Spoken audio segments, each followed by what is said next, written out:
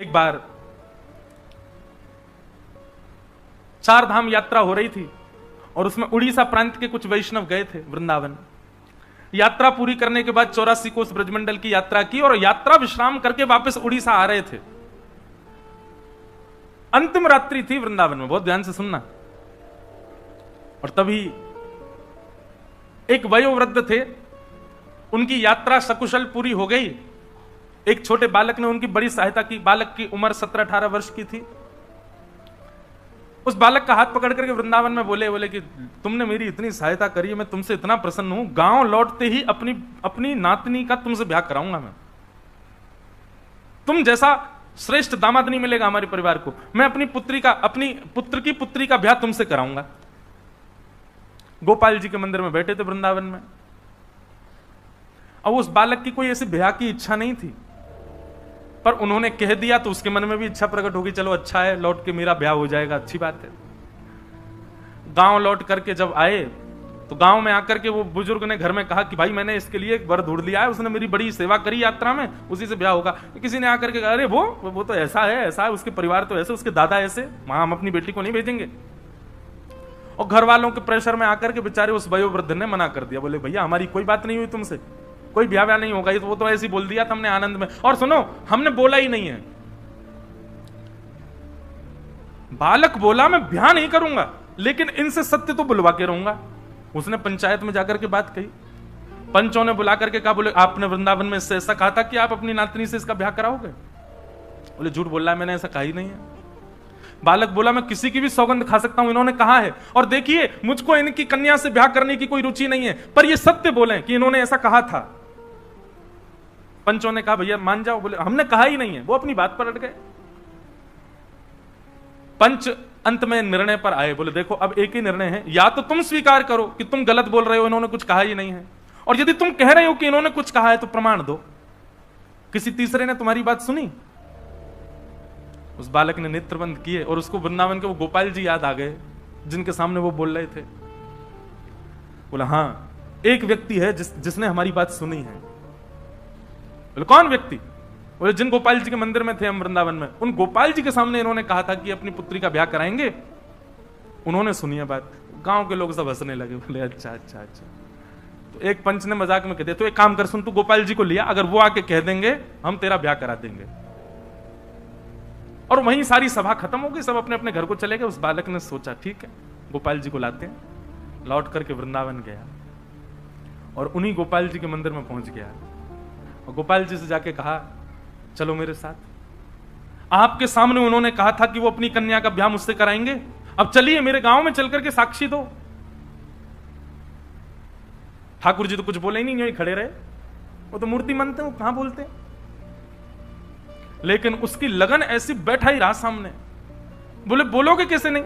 बोलना तो आपको पड़ेगा, आपको चलना तो पड़ेगा। मैंने बहुत सुना है आप बड़े कृपालु, आप बड़े दयालु, आप बड़े भक्तवत्सल हो। दिखाओ अपनी भक्तवत्सलता, दिखाओ अपनी करुणा, दिखाओ अपनी दयालुता।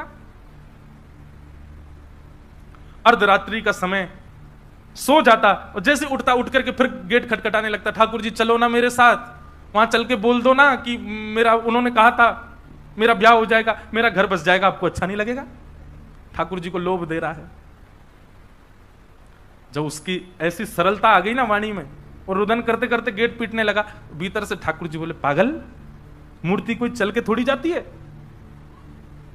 उसने जैसे ही स्वर सुना, स्वर सुनते बोला, बोले मूर्ति बोलती भी तो नहीं है। आप बोले क्यों? बोले मूर्ति बोलती भी तो नहीं है, जब चल के नहीं जाती तो बोलती भी तो नहीं है।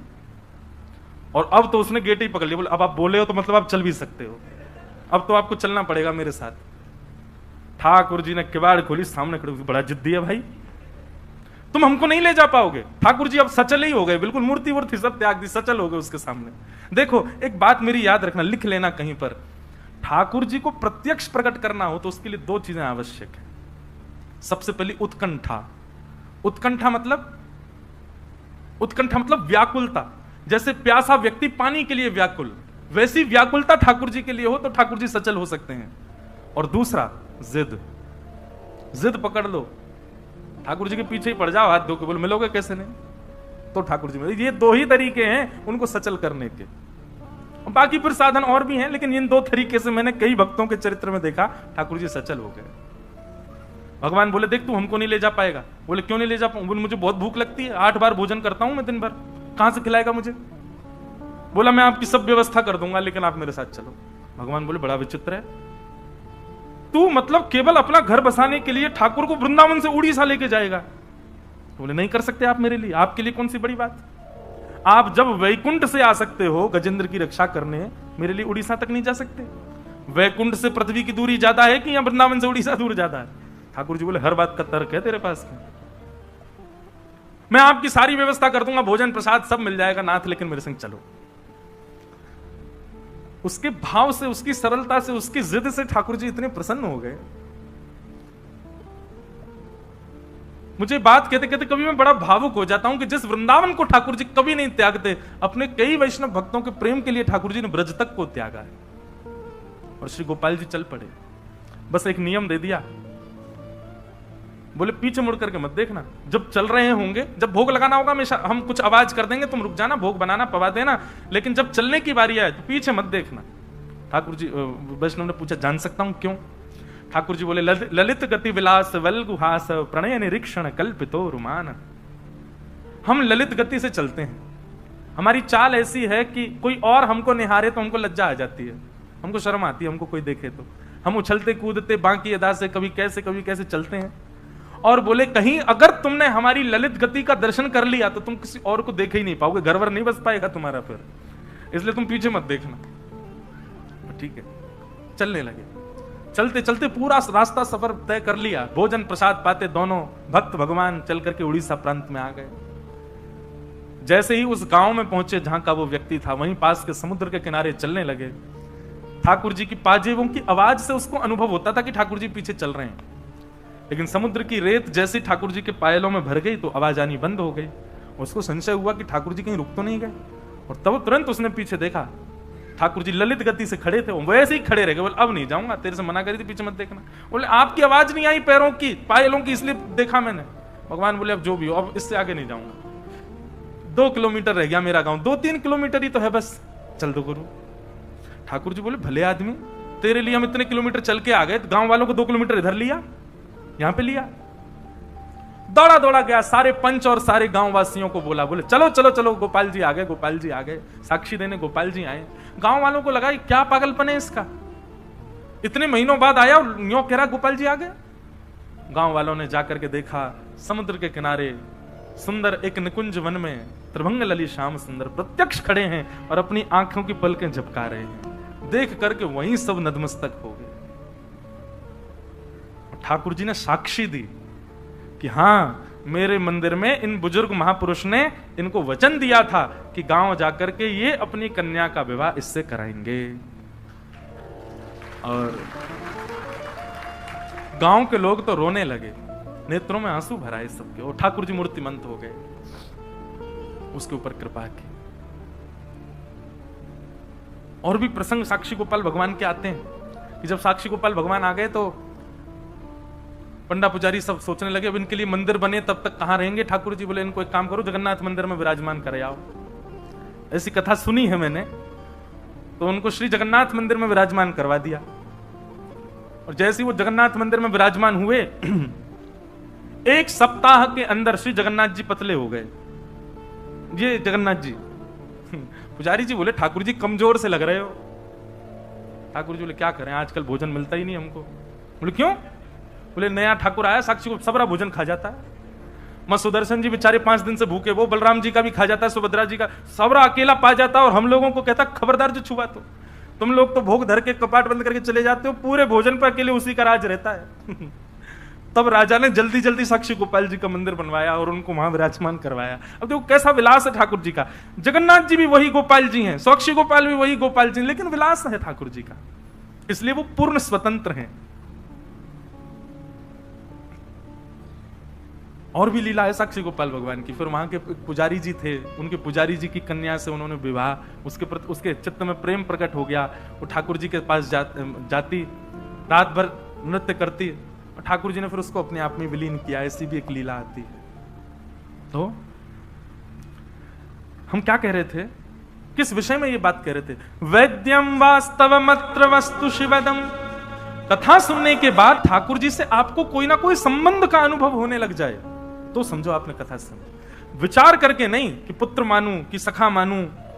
आप जगन्नाथ जी को देखो और जगन्नाथ जी को देख करके दर्शन की विधा यही होती है कि ठाकुर जी को देखते देखते ये अनुभव करो कि मुझे कौन सा संबंध दिख रहा है। विचार करके नहीं कि ये मेरे पुत्र हैं, ये मेरे सखा हैं। आप अपनी तरफ से प्रस्तावित मत करो, ठाकुर जी को बोलने दो कि मैं तुम्हारा ये हूं, और वो संबंध ठाकुर जी से मानो। ठाकुर जी को देख के क्या भाव उत्पन्न होता है, कभी पूछिए अपने चित्त से। आपको उनके प्रति गुरु भाव आता है, उनके प्रति भगवत भाव आता है, उनके प्रति सखा का भाव आता है, उनके प्रति प्रियतम का भाव, क्या भाव आता है? मीराबाई का प्रियतम भाव है, सूरदास जी महाराज का लाल भाव है, नन्हे से लाला है, गोस्वामी जी महाराज का गुरु भाव है। आप अपने मन से मत बनाओ, ठाकुर जी के स्वरूप। अब की बार जगन्नाथपुरी जाओ और श्री जगन्नाथ जी को देख करके उनके रूप श्रृंगार में मत अटके रहो। देख करके अपने आप से पूछो, ये मुझे मेरे कौन लगते हैं, ये किस रूप में मुझको दिख रहे हैं, इनके प्रति मेरा भाव क्या उत्पन्न हो रहा है। और फिर जो एक क्षण के लिए भाव आएगा उसी भाव को ही वहीं पर प्रस्तावित करके ठाकुर जी को उसी शब्द से पुकारना। जो भाव लगे ठाकुर जी के प्रति उसी शब्द का उच्चारण कर देना। सखा, गुरु, पुत्र, पिता, प्रियतम।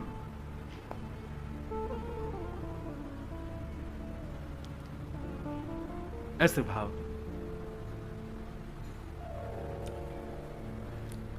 ऐसे ऐसे सखाओ, ऐसे ऐसे भक्तों के चरित्र आए हैं। ठाकुर जी को जीजा जी बोलते हैं। ठाकुर जी कौन? बोले हमारी जीजा जी हैं। अच्छा, बहन कौन? बोले किशोरी जी हमारी बहन है, सीता जी हमारी बहन है, जी हमारे जीजा जी हैं। कैसे कैसे संबंध लोगों के, आप देखो तो सही। अच्छा, पुत्र, पिता, प्रियतम, सखा, गुरु, ये संबंध तो हमने बहुतों के देखे, पर कई ऐसे विलक्षण संबंध हैं, इन संबंधों की भी चरित्र हैं। जैसे ठाकुर जी के प्रति जीजा जी का भाव कितना प्रिय, हम साले हैं, वो हमारे जीजा जी हैं। दूसरा, गुरु शिष्य का भाव, ठाकुर जी शिष्य हैं, हम उनके गुरु हैं। ऐसे भी कई भक्त हुए। एक तो अद्भुत है, बोले क्या? ठाकुर जी हमारे मामा हैं, हम इनके भांजे हैं।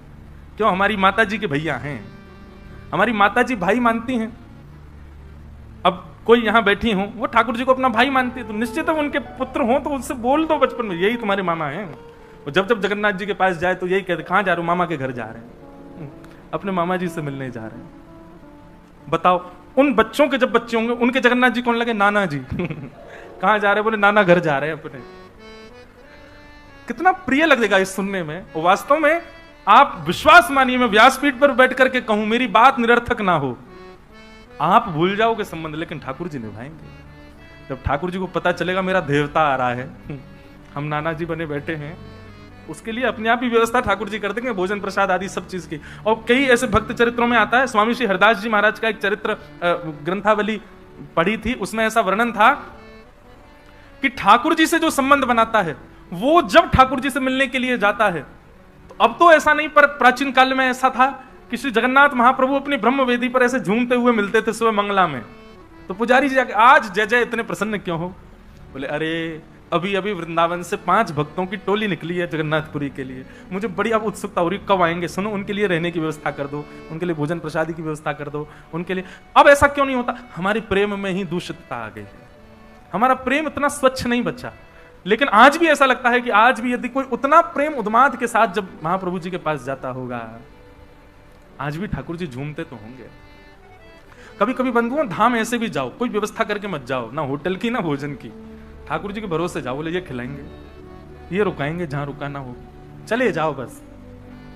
इतने सारे एक्सपेरिमेंट लोग करते हैं, ऋषिकेश में जाते हैं, वो करेंगे रिवर राफ्टिंग, जबरदस्ती पैसा देके मौत के मुंह में जाते हो, ऊपर से पहाड़ पे से कूदने वाला, समुद्र में प्रवेश करने, इतने सब पैसा दे करके आप लोग ये सब काम करते हो। एक बार ये भी करके देखो, क्या प्री बुकिंग कुछ नहीं, बस पहुंच जाओ, वृंदावन हो या जगन्नाथपुरी, ना रहने की व्यवस्था करके जाओ ना भोजन की, ठाकुर जी के भरोसे जाओ। बोले नाथ अब हमको बताओ कि आप हमसे प्रेम करते हो कि नहीं। अगर प्रेम आपके चित्त में होगा तो अपने आप कुछ ठाकुर जी ही व्यवस्था करके पवा देंगे, और देखिएगा निश्चित पवाएंगे ठाकुर जी, निश्चित सुलाएंगे, कहीं ना कहीं व्यवस्था हो जाएगी। और जैसे ही आपके सामने कोई प्रसाद लेकर के आएगा, लो भैया प्रसाद पाओ, किसी कोने में बैठ के इतना रोओगे ना, फिर आपके मन में आएगा कि अब स्वीकार कर लिया। हमको भक्ति केवल करनी नहीं है बंधु, हमको प्रमाण भी तो चाहिए कि नाथ हमसे प्रसन्न है कि नहीं, वो स्वीकार कर रहे हैं कि नहीं।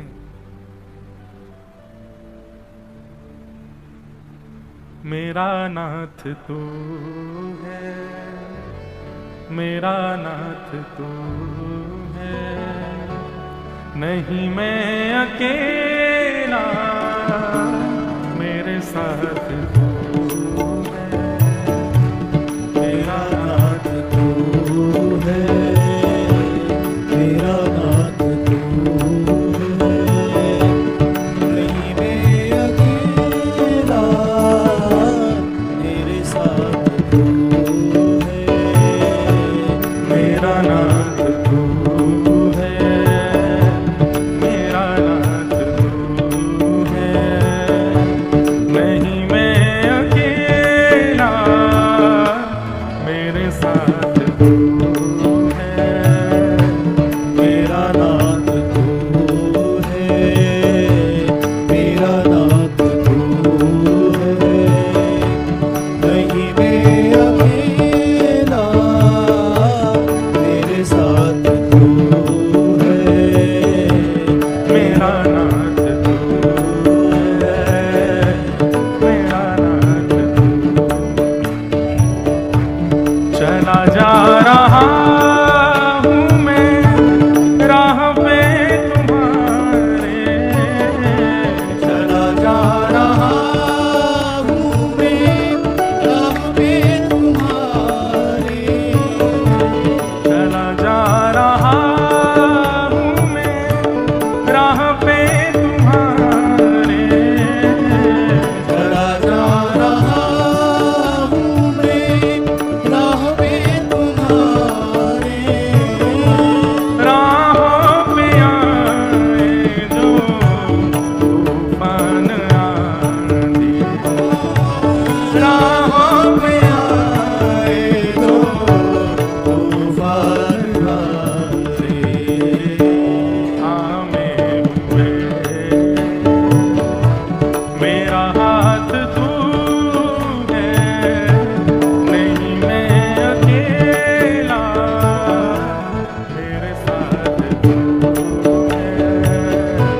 मेरा नाथ तू है, मेरा नाथ तू है, नहीं मैं अकेला, मेरे साथ तू है। मेरा नाथ श्री जगन्नाथ महाप्रभु की करताल बजा के गाओ।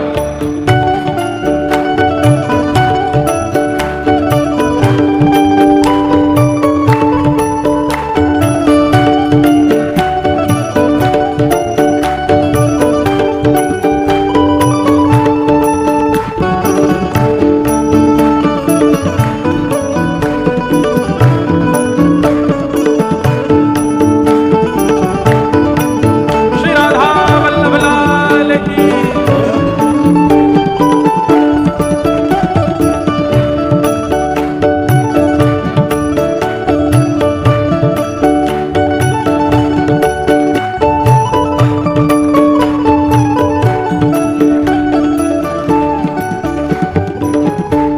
ठाकुर है तू मैं तेरा पुजारी, ठाकुर है तू मैं तेरा पुजारी, ठाकुर है तू मैं तेरा पुजारी, ठाकुर है तू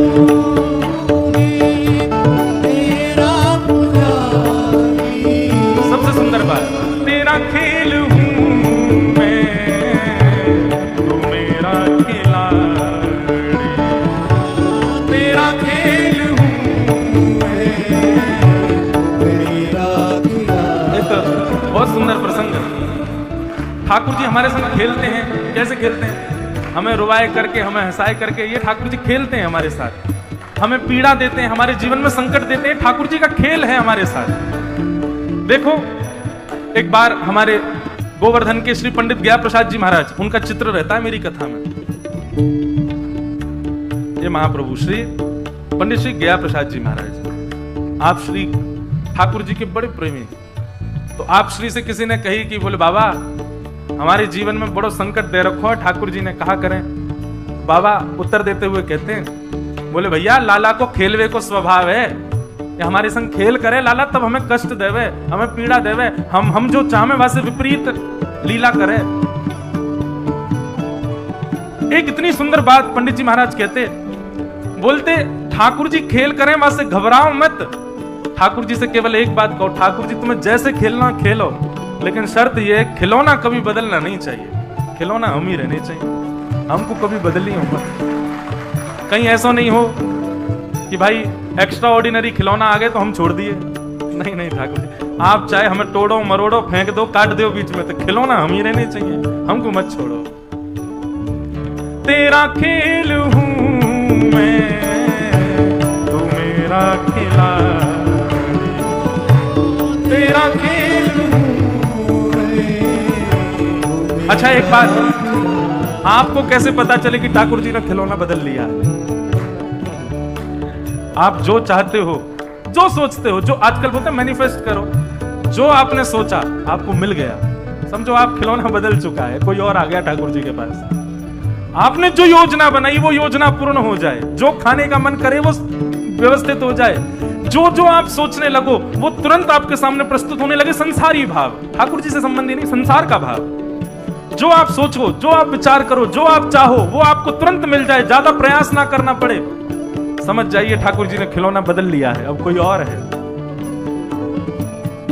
लेकिन आप चाह रहे हो आज तो पाव भाजी मिलनी चाहिए, हे ठाकुर जी कहीं से खिलवा दो। लेकिन माँ ने कान पकड़ ली, बोले तुझे आज करेला ही खवाऊंगी मैं, करेला ही खा। समझ, हाँ अभी खिलौना हम ही हैं। सोच रहे थे कि वहां घूमने जाएंगे, फ्लाइट ही कैंसिल हो गई, रद्द हो गई, महाराज बर्फ गिर गई ज्यादा, रास्ते बंद हो गए, ब्लॉक हो गए, नहीं जा सकते, खिलौना हम ही हैं। जो सोचते हैं, जो विचार करते हैं, संसार का भाव वो पूर्ण ना हो एक बार में, कोई ना कोई रुकावट आवे, अड़चन आवे एक बार के लिए, तो समझ जाना खिलौना आप ही हो। लेकिन बिना किसी अड़चन के और जो चाहो वो मिल जाए संसार में, समझ जाना खिलौना बदल गया है। ठाकुर है तू मैं तेरा पुजारी, ठाकुर है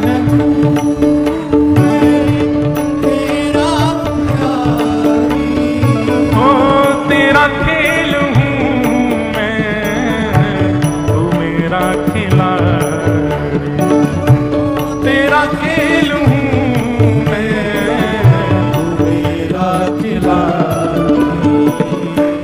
मेरी जिंदगी की हर एक बात तू है, नहीं मैं अकेला, मेरे साथ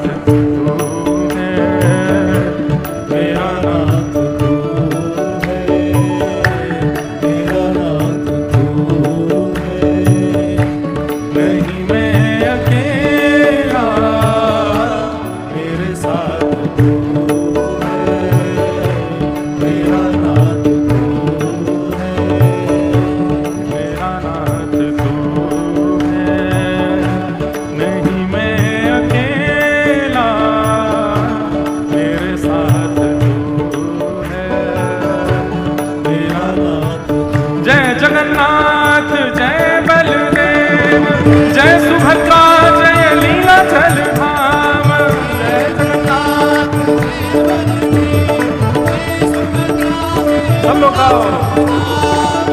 जगन्नाथ जय बलदेव, जय सुभद्रा जय लीलाचल धाम।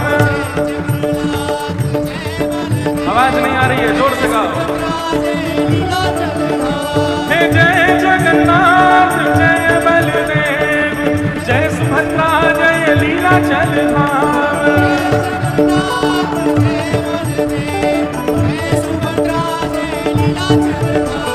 जय जगन्नाथ जय बलदेव, जय सुभद्रा जय लीलाचल धाम।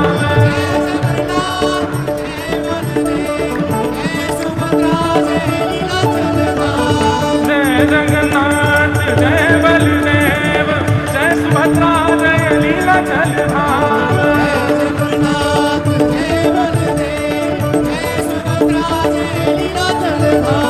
प्यारे जगन्नाथ प्यारे बलदेव प्यारी सुभद्रा प्यारो लीला चल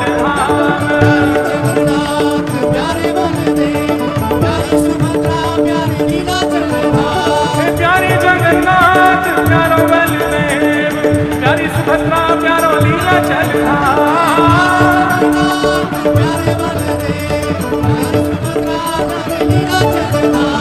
प्यारो जगन्नाथ प्यारो बलदेव प्यारी सुभद्रा प्यारो लीला चल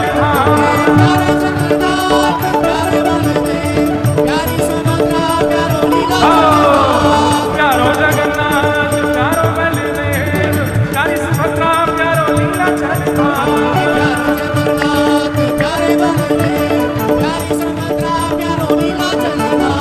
प्यारो जगन्नाथ प्यारो बलदेव प्यारी सुभद्रा प्यारो लीला चल जगन्नाथ महाप्रभु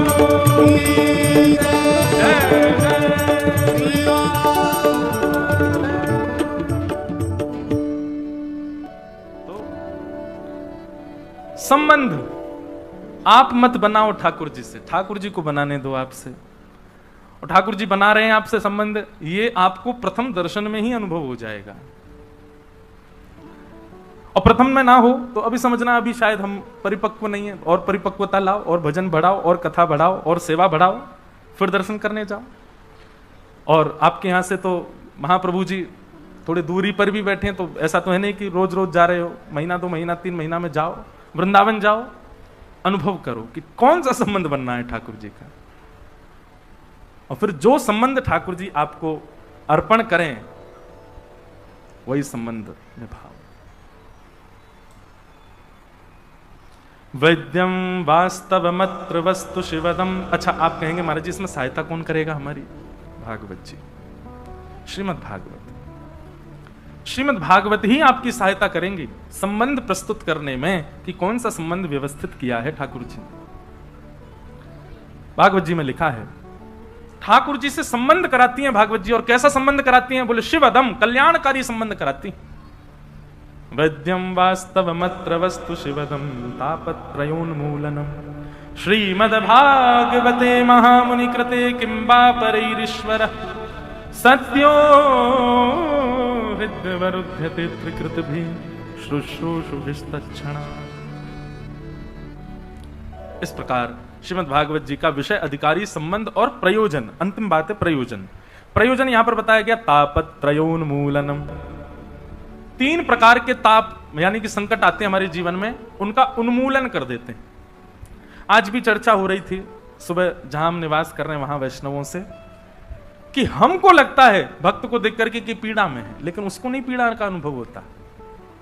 वृंदावन के संतों को देखते हैं, गोवर्धन में जाओगे तो वहां एक संत है, वो 3 परिक्रमा रोज लगाते हैं गिरिराज जी की। कितनी? आपसे एक ना लगे। कई लोग तो ऐसे महानुभाव हैं, वो 1 परिक्रमा 2 दिन में लगाते हैं। आधी आज लगाया है, आधी कल लगावे जाएंगे। ऐसे गिरिराज जी की 3 संत हैं, एक साथ हाथ पकड़ के परिक्रमा लगाते, 3 परिक्रमा रोज लगाते हैं पर डे। मतलब जैसी तीसरी परिक्रमा होती है, जो बीच का समय बचता उसमें उनको स्नान भी करना है, संध्या भी करनी है, जप साधना भी करनी है, और फिर से परिक्रमा के लिए निकलना है। अब लोग बाग जब उनको देखते हैं तो पता क्या, ओहो कितना कष्ट हो रहा होगा। और ऐसी गर्मी में, अभी आप मौसम देख रहे हैं, हम तो 3-4 दिन पहले घबरा गए थे। राहुल केला में कितने सारे लोग गर्मी के कारण भगवत धाम प्रस्थान कर गए। मैं तो कहा मैं जगन्नाथ जी अभी और कथा करनी है आगे मुझे, पर यह था कि भीतर कथा होगी तो यहाँ ठीक है। भगवान करे जो सूर्य नारायण भगवान के ताप से प्रस्थान कर गए सदगति, उनको श्री महाप्रभु अपने चरणों में दें। इतनी गर्मी, कोई स्थिति नहीं है, कोई चल नहीं सकता। दोपहर के 1-2 बजे सुनसान रहते हैं रोड, पर उन महापुरुषों का अभी भी नियम चल रहा है 3 परिक्रमा का पर डे। पैरों में बोरी बांध लेते हैं, क्योंकि शरीर है, शरीर तो अपना धर्म, उसको विपरीत ले जाओगे तो वो तो छिलेगा भी, वो तो उसके तो उनकी एड़ियां फट गई, पैर फट गए, तो शरीर तो अपना धर्म निभा रहा है। उसके विपरीत जाओगे तो वो तो आपका साथ छोड़ेगा। लेकिन उनकी लगन नहीं छूट रही है, वो अभी भी परिक्रमा लगाते हैं। मैंने दंडवती लगाई थी जब गिरिराज जी की, हम जैसी दंडवती कोई ना लगावे। 6 महीना में दंडवती लगी है हमारी। लेकिन वैसे देखा जाए तो दिन गिनोगे तो दिन तो लगे थे हमको कितने, 15-16 दिन लगे थे। लेकिन 10 दिन पहले लगा गए, फिर बची हुई जो थी वो 6 महीना बाद लगाने गए, क्यों बीच में कथाएं आ गई थी। तो वो महापुरुष तीनों मिलते थे मुझको दंडवती में, और इतने प्रेमी, इतने सुंदर महात्मा। मैं दंडवती लगाता था तो कभी ना कभी तो मिल ही जाते थे, कहीं ना कहीं उनकी परिक्रमा तो चलती रहती है। तो जैसे ही मैं लेट के दंडवती कर रहा होता था, चुपके से पीछे से आते, मेरे पांव छू लेते। मैंने कि महाराज जी ऐसे क्यों करते हो आप? तो बोले आप ब्रजवासी हो, ऊपर से कथाकार हो, ठाकुर जी की लीला सुनाते हो, बताओ दंडवती कर रहे हो, आपको प्रणाम करेंगे तो गिरिराज जी हमसे जल्दी रीझ जाएंगे। वही महापुरुष, वो भी बेचारे, इसी मैं भी यही सोचता था मुझे आज मिलेंगे, कहाँ मिलेंगे। उनको भी रहता था व्यास जी कहाँ मिलेंगे। कहीं ना कहीं थोड़ी बहुत राम राम शाम शाम होती थी।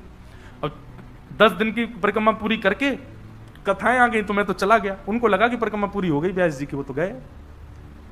6 महीना बाद मैं फिर आया, अपना वो फॉर्म लेके, वो फॉर्म बिछा बिछा के लगाते हैं ना। जैसी मैंने परिक्रमा शुरू करी, बाबा आए, ओ वो तो महाराज लिपट गए। बोले भक्त तो बहुत देखे, आप जैसा नहीं देखा। 6 महीना नहीं हुए दोबारा परिक्रमा शुरू कर दी। मैंने महाराज जी दोबारा नहीं है, ये पहली चल रही है अभी। महाराज जी बोले फिर तो आपसे गया गुजरा कोई नहीं है, एक परिक्रमा में इतना समय कौन लगाता है। मैंने महाराज जी, हम ब्रजवासी ने जरूरत थोड़ी है परिक्रमा लगावे की दंडवती, इतना कष्ट पाने, हम ज्यादा कष्ट में। मैंने कि दुनिया के लोगों को ज्यादा से ज्यादा बहुत मेहनत करेगा तो 12-13 दिन लगते हैं, लगातार है तो 12 दिन में हो जाए। और कोई बहुत तंदुरुस्त हो, बढ़िया हष्टपुष्ट हो तो 3-4 दिन में लगा देता है दंडवती पूरी। मैंने कि बाबा बात ऐसी है कि हमें ब्रजवासी, हम जब कष्ट में गिरिराज जी देखे ना हमें, तो बेचारे इन्हें बहुत दया आ जाए मुंह पे। 3-4 बार लेटते हैं हम, उसके बाद 1 घंटा आराम करते हैं। मैंने गिरिराज जी बार बार यूं के, तू काई को कष्ट पा रहे भैया, तू तो आराम कर, बैठो रहे, काई को इतना श्रम कर रहे हो। और दूसरा भाव, मैंने महाराज जी घर आया मेहमान, यदि अखर रहा हो तो यूं रहती जल्दी जाए, लेकिन घर आया मेहमान प्रिय लग जाए तो और रुक जाए 2-4 दिन। मैंने कि 5-6 दिन में दंडवती पूरी करके चलो जाऊंगो तो यूं मानूंगो कि गिरिराज बाबा ने होगी जल्दी जा, तू परेशान कर रहा है।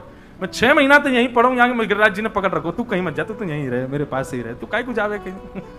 तो बोले तुम सब ब्रजवासियों पे उत्तर सारे हैं। मैंने कि और नहीं, वो तो है यही मारे तो ब्रजवासी। तो 3 परिक्रमा रोज लगाते हैं गिरिराज जी की। अब देखने वालों को तो लगता है कि कितने कष्ट में, हाय राम, पर उनसे पूछो नहीं, परम सुखी है, परम आनंद में। तो ये जो बात यहां पर लिखी है, तापत त्रयोन्मूलनम, ठाकुर जी की शरणागति लेने वाले व्यक्ति के ऊपर कष्ट नहीं आते, ऐसा नहीं है, कष्ट आते हैं पर अनुभव नहीं होते, उसको पता नहीं लगते। मैं कथाओं में कहा करता हूं कि भक्ति क्या है, एनेस्थीसिया का इंजेक्शन है।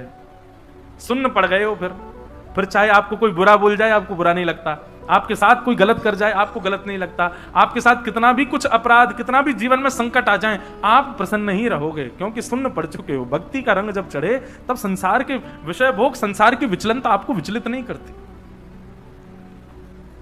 अच्छा, इसका मतलब ऐसा नहीं है कि आप पूर्ण रूपेण उस चीज से, स्थिति से बाहर आ गए हो, थोड़े थोड़े आओगे लेकिन आ जाओगे। जैसे कोई बहुत बड़ा काम महीनों से रुका हुआ, अचानक से वो निरस्त ही हो गया, हुआ ही नहीं, खत्म ही हो गया पूर्ण रूपेण। अब संसारी व्यक्ति होगा ना, वो तो टूट जाएगा, डिप्रेशन में चला जाएगा और हो सकता है आत्महत्या भी कर ले। लेकिन वैष्णव क्या करेगा? वैष्णव थोड़ी देर के लिए चिंता में जा सकता है, परंतु फिर से नवीन भाव में आएगा, प्रसन्न हो जाएगा, कोई बात नहीं, ठाकुर जी की यही इच्छा है, प्रणाम करके आगे बढ़ेगा। वो विचलित उस चीज पर ज्यादा विचलन नहीं कर सकता। और माफ कीजिए, कोई भी चिंता जीवन में आवे, यदि वो 1-1.5 घंटे से अधिक आपके सिर पर हावी हो रही है तो आप वैष्णव नहीं हो। 1-1.5 घंटा भी ज्यादा बोल रहा हूं मैं, पर इतनी देर में, कलयुग का समय है ना, मिलावट वाला भोजन करते हैं तो इतना तो हमारा मन शुद्ध नहीं है। तो 1-1.5 घंटा का अवधि लेके चलो। 1-1.5 घंटा में अगर आप चिंता मुक्त नहीं हो रहे हो तो इसका मतलब आप भजन भक्ति भाव किसी में भी पुष्ट नहीं हो।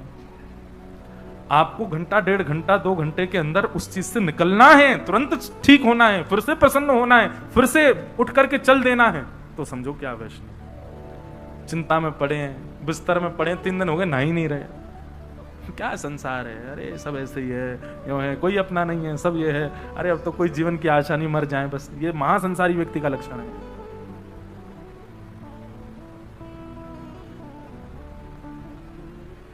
तो तापत्रयोन्मूलनम, 3 प्रकार के तापों का उन्मूलन करते। श्री महाप्रभु जगन्नाथ जी भी 15 दिन के लिए कष्ट में जाते हैं। ठाकुर जी को कष्ट नहीं होता। अब देखो यहां भी नियम तोड़ दिया ठाकुर जी ने। ठाकुर जी को किस बात का कष्ट हो सकता है? परंतु अपने भक्त के भाव को अपने ऊपर धारण करने के लिए ठाकुर जी पीड़ा में चले जाते हैं। और उसके पीछे एक और बात है कि महाप्रभु जगन्नाथ जी कभी एकादशी व्रत नहीं करते। क्यों? ठाकुर जी एक संग व्रत कर लेते हैं, सारा साल भर के सबरे व्रत एक संग कर लेते हैं। बड़े चतुर हैं ठाकुर जी। हमसे तो कहेंगे एकादशी उल्टी टंगी है हमारे यहाँ व्रत नहीं। वो स्कंद पुराण में लिखा है कि एकादशी वाले दिन तो आकंठ भोजन करना चाहिए, मतलब और दिन से ज्यादा भोजन करना चाहिए जगन्नाथपुरी में। लेकिन एक बात बहुत सुंदर, बहुत ध्यान से सुनिएगा। एकादशी के दिन यदि आप जगन्नाथपुरी में हो तो वहां सबसे पूछते मत डोलो महाप्रसाद पालें, यहां तो लगती नहीं ना एकादशी। यहां तो इसका मतलब क्या है? आपके अंदर ये दोष बुद्धि है कि वो चावल है। वो चावल नहीं है, वो महाप्रसाद है, गोविंद है। महाप्रभु श्री चैतन्य महाप्रभु कहते हैं वो साक्षात गोविंद हैं। आप उनके प्रति ये भाव रखो ही मत कि अन्न है। और एक बात कहूं मैं आपसे, आप अन्यथा मत कोई अगर मेरा आक्षेप करे तो क्षमा हाथ जोड़ करके, पर एकादशी का दिन हो और कहीं मंदिर का कोई प्रसाद आ जाए, उसके प्रति अन्न भाव मत रखो। चाहे तिनका लो लेकिन लीजिए, और प्रसाद मान करके लीजिए। आप उसको साक्षात गोविंद मान करके लीजिए। एकादशी के दिन जब ये कहते रहते हैं यहां तो एकादशी है ना, यहां तो चल जाता है ना, यहां तो पा लेते हैं ना प्रसाद, यहां तो हो जाता है ना, इसका मतलब क्या है? आपके मन में ये भाव है कि अन्न है। अन्न की भावना रखनी नहीं है वहां पर। वो साक्षात प्रसाद है, वो ठाकुर जी ही हैं। एकमात्र जगन्नाथपुरी ऐसा है जहां पर ठाकुर जी सबके भीतर प्रवेश करते हैं महाप्रसाद के रूप में। इसलिए एकादशी का दिन है और आप यदि जगन्नाथपुरी में हो तो 2 भावना रखो महाप्रसाद के प्रति। या तो ये गोविंद है और गोविंद को स्वीकार करने में कैसा भाव, और दूसरा भाव ये रखो कि ये फलाहार ही है, हम फलाहार ही पा रहे हैं। ठाकुर जी के मुख का अधरामृत है, ये फलाहार से भी श्रेष्ठ है। इसलिए स्कंद पुराण में लिखा है कि बाकी के दिन जितना पाते हो उससे दुगना पाओ एकादशी के दिन। कहां? पुरी में। अच्छा, एक दूसरा नियम और बनाइए। आप जगन्नाथपुरी जाते हैं, अन्य अन्य धामों की तो अब सब जगह व्यवस्था जैसी हो, पर जगन्नाथपुरी में तो यह संभव हो सकता है और कुछ पाना ही नहीं है। बाल भोग भी महाप्रसाद, राजभोग भी महाप्रसाद और रात्रि भोग भी महाप्रसाद। ठाकुर जी का धर्मामृत ही पाना है, बाहर का कुछ सेवन नहीं करना है, वही पाओ। ये नियम हमने तो अभी तक रखा है जगन्नाथपुरी में। वहां जाते हैं कुछ नहीं पाए, कहीं रुके, होटल में रुके, आश्रम में रुके, कहीं रुके, प्रसाद मंदिर का ही पाएंगे। और सबको सुलभ है, सबको मिलता है। ऐसा भी नहीं कि किसी को बहुत परिश्रम करना पड़ता हो, सबको मिलता है, वही पाओ। महाप्रसाद के बड़े नियम हैं। ऊपर बैठ के नहीं पाना चाहिए, थाली में नहीं पाना चाहिए, आसन पर बैठ के नहीं पाना चाहिए, और एक ही पत्तल में 5 लोग पालें, कोई झूठा नहीं माना जाएगा, सब एक से माने जाएंगे। बल्कि महाप्रसाद का तो नियम ऐसा होता है कि जब महाप्रसाद आ जाए सबको मिलाओ, सबसे पहला ग्रास पास में जो बैठा उसको पवा दो अपने हाथ से। और उसके प्रति ये भाव नहीं अरे इसके मुंह में हाथ चला गया झूठा हो गया, नहीं, वहां अच्छिष्ट होता ही नहीं है। स्कंद पुराण में तो ये तक लिखा है कि आप महाप्रसाद पा रहे हैं, उस समय कोई कुकर सुकर आकर के अगर आपकी थाली में से थोड़ा सा चाट जाए तो उसको भी आप निरर्थक नहीं मान सकते, वो तब भी शुद्ध है। इतनी महिमा महाप्रसाद की। तापत्रयोन्मूलनम श्रीमद्भागवते महामुनि कृते किंबा परैरीश्वरः सद्यो हृदयवरुध्यते कृतिभिः शुश्रूषुभिस्तच्छणात्। भागवत जी का 3रा श्लोक। निगम कल्पतरोर्गलितं फलं सुखमुखादमृतद्रव संयुतं पिबत भाग्यवतं रसमालयं मुहुर्हो रसिका भुवि भावुका। 3 श्लोक में क्या बता रहे हैं? श्रीमद् भागवत क्या है? तो कह रहे हैं वेद रूपी कल्प वृक्ष का पका हुआ फल है। आप श्रीमद् भागवत जी को जब भली भांति सुनते हैं तो एक प्रकार से आपने चारों वेदों का रस ले लिया, समस्त पुराणों का रस ले लिया। लोग बाग जो बहुत लड़ाई करते हैं कि हमारे हिंदू वैदिक सनातन धर्म में इतने ग्रंथ क्यों हैं, इतने भाव क्यों हैं, इतने मार्ग क्यों हैं,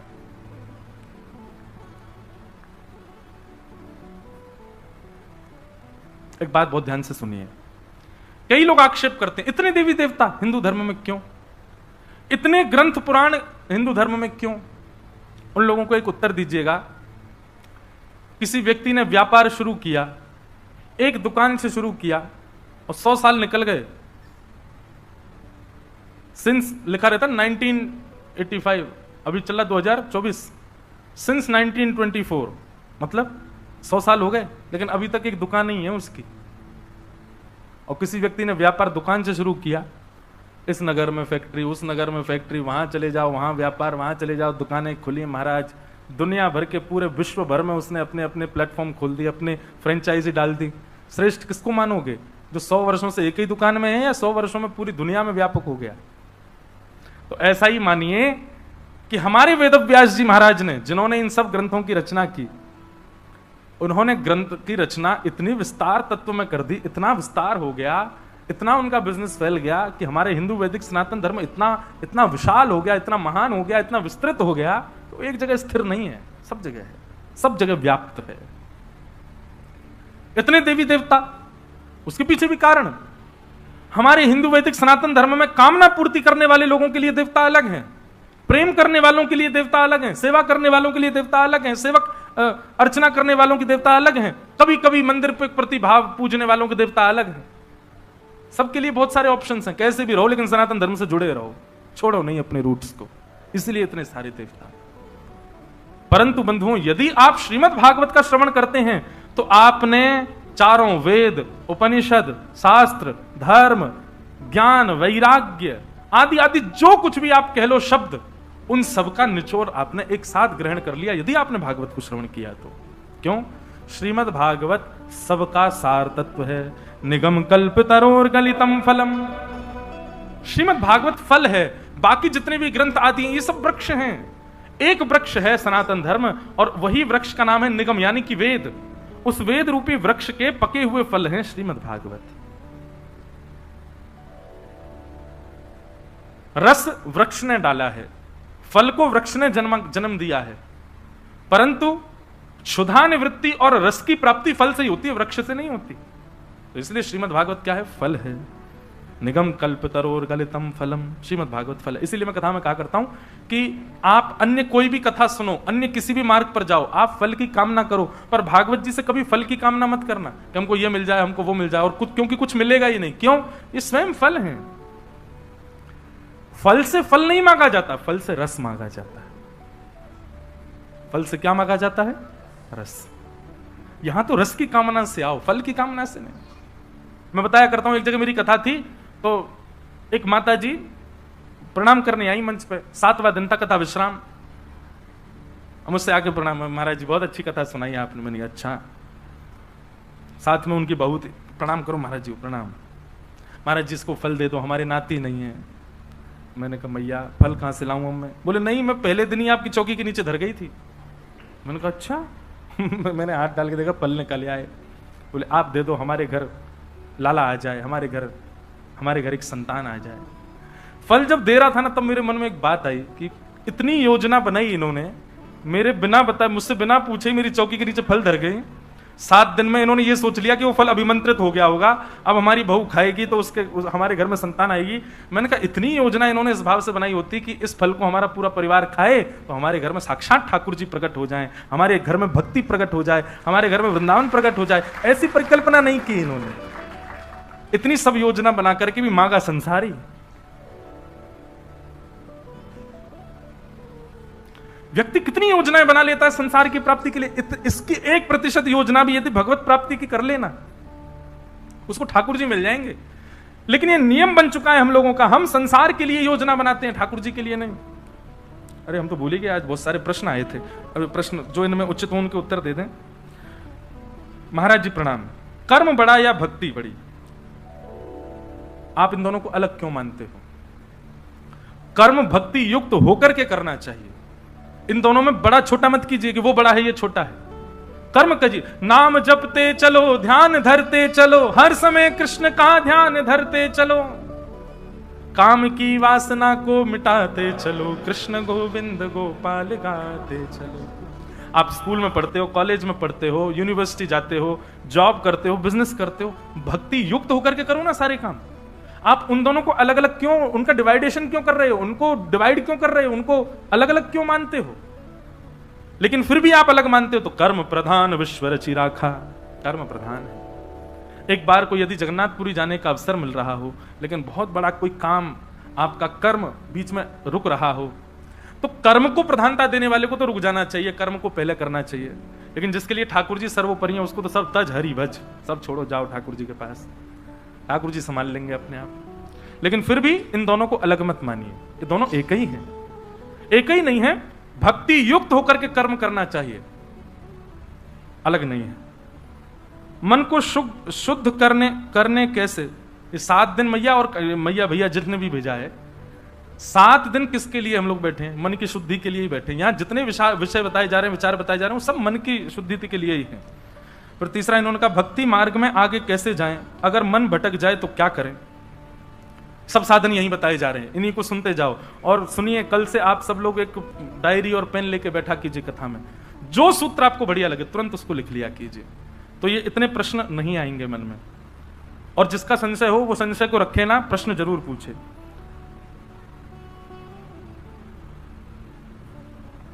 भक्ति से संतुष्ट न होना समझ में आता है, पर व्यापार से संतुष्ट होने वाली बात विस्तार से बताइए।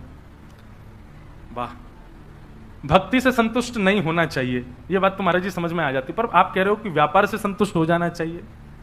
इस बात को बताओ। देखो, ये हमने इस परिप्रेक्ष्य में कहा था, जिसके लिए भक्ति प्रधान है, जिसके लिए जो वस्तु प्रधान है उससे कभी संतुष्ट मत हो, इसीलिए उसमें गति प्राप्त करोगे। अगर आप व्यापार में गति प्राप्त करना चाहते हो, उससे संतुष्ट मत हो, लगे रहो लगे रहो लगे रहो। और लगा व्यक्ति तभी रहता है जब संतुष्ट नहीं होता। संतुष्ट हो जाता है तो विश्राम करता है, भोजन करते करते जब संतुष्टि हो जाती तभी हम कहते बस अब नहीं। ऐसे ही जिसको भक्ति मार्ग प्रधान है वो भक्ति में कभी संतुष्ट ना हो। व्यापार मार्ग प्रधान है, व्यापार संतुष्ट, लेकिन जिस मार्ग को आप चुनो उसके अलावा बाकी सबसे फिर संतुष्ट हो जाओ, उससे संतुष्ट मत हो। अगर भक्ति मार्ग आपके लिए सब कुछ है तो फिर परिवार, व्यापार, इन सबसे संतुष्ट रहो। लॉस हो रहा है तो भी संतुष्ट, प्रॉफिट हो रहा है तो भी संतुष्ट। हम तो केवल ठाकुर जी के हैं, हम अच्छा हो बुरा हो हमें उससे कोई मतलब नहीं। फिर दया और कृपा, इसमें डिफरेंस क्या है? दया मानव करता है, गुरु करते हैं, कृपा ठाकुर जी करते हैं। कृपा मानव का अधिकार नहीं है। दया किसी के भाव को देख करके की जाती है, पर कृपा ठाकुर जी करते हैं, वो कई बार भाव भी नहीं देखते, कर देते हैं बस। कृपा का अधिकार मानव का नहीं है, तो ठाकुर जी का है। दया और कृपा में यही अंतर। दया किसे मिलती है और कृपा किसे मिलती है, दोनों में श्रेष्ठ क्या है? बात श्रेष्ठ स्पष्ट यही हो जाती है कि दया मानव करता है, कृपा भगवान करते हैं। दया मानव किसी की स्थिति देख करके करता, पर ठाकुर जी कई बार स्थिति भी नहीं देखते फिर भी दया कर देते हैं, कृपा कर देते हैं। फिर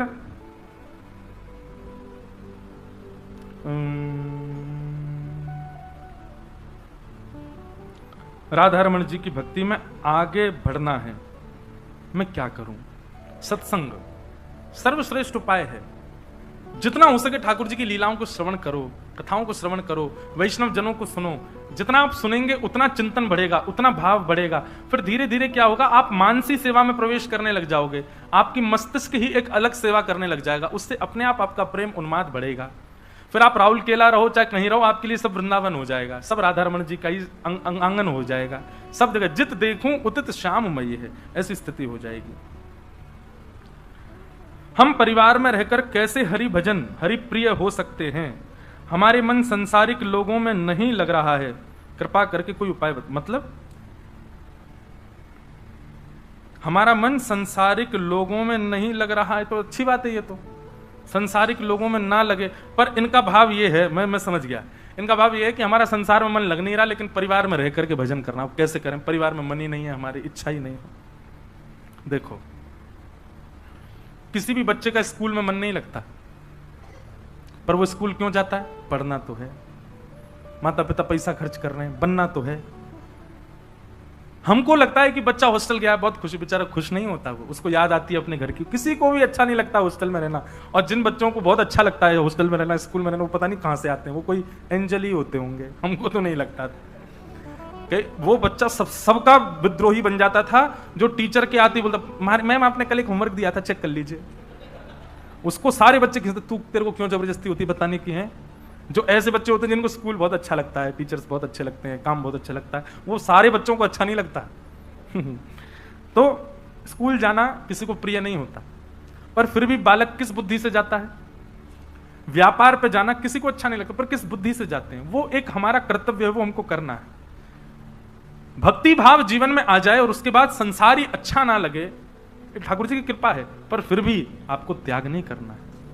उसके पीछे कारण है कि अभी समय परिवर्तित हो गया है। अब कलयुग का वो स्थिति चल रही है कि आप यहां पर त्याग नहीं कर सकते। मीराबाई का समय नहीं रहा, अब ये प्राचीन काल का वो समय नहीं रहा है कि आप सब छोड़ करके और सब चले। मीराबाई ने भी, प्रसंग आता है कि मीराबाई ने वर्षों तक अपने ससुराल वालों का भी त्याग नहीं किया, जबकि उनके पतिदेव की मृत्यु हो चुकी थी। उसके बाद भी मीराबाई वहीं रहती थी, इतनी परेशानियां झेलते हुए भी रहती थी। एक दिन जब अति हो गई और बहुत वर्ष निकल गए सहते सहते मीराबाई को, तब एक बार मीराबाई ने गोस्वामी जी को पत्र लिखा, गोस्वामी तुलसीदास जी को, कि मैं क्या करूं, मैं ऐसे परिवार में रहती हूं, मैं इनको छोड़ना नहीं चाहती, मैं इनको त्यागना नहीं चाहती, पर मैं क्या करूं। मेरी भक्ति और मेरे ठाकुर जी के प्रति यदि आक्षेप करने वाला परिवार हो तो ऐसे परिवार के प्रति मैं क्या भावना रखूं। तब गोस्वामी जी ने उत्तर के रूप में चौपाई लिख करके भेजी, जाके ही अन राम वही देही तजियता ही कोटि वही रिसम यद्यपि परम स्नेही। जिसके हृदय में राम जी नहीं है, वैदेही सीता नहीं है, हे मीराबाई, तजियता ही कोटि वही रिसम यद्यपि परम स्नेही, चाहे वो कितना भी स्नेही क्यों ना हो, उसको तुरंत त्याग दो। तब मीराबाई ने गृह त्याग किया। हम उस स्थिति में नहीं पहुंचे, तो इसलिए कर्तव्य मान करके परिवार में रहो।